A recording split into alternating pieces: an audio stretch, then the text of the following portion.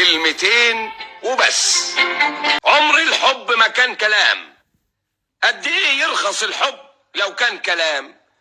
مفروض ان الحب يبقى عمل يغير شكل الحياة، عمل يخلي كمية الألم تقل في العالم، عمل يخلي الأحزان تنكمش، عمل يخلي الحياة أريح وأهدأ، عمل يخلي الدنيا أنظف وأجمل. النهاردة الحياة اتعقدت والدنيا بقت صعب. تفتكر ليه؟ علشان كمية الحب بتقل. في خيط رفيع بين الأنانية والحب. في الحب انت بتضحي علشان اللي بتحبه، بتضحي بسعادتك وروحك علشان هو يبقى مرتاح. الأنانية انك تضحي بأي حد علشان خاطر سعادتك انت.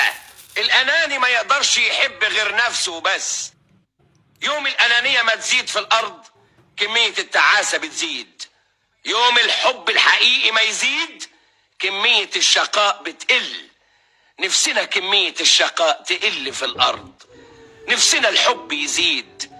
مفيش عمل عظيم بيتعمل إلا وراه حب.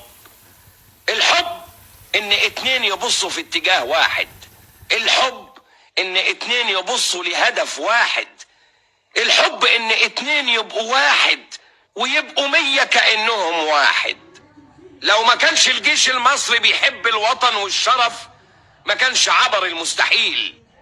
لو ما كانوش قدماء المصريين بيحبوا الخلود ما كانوش بنوا الأهرام.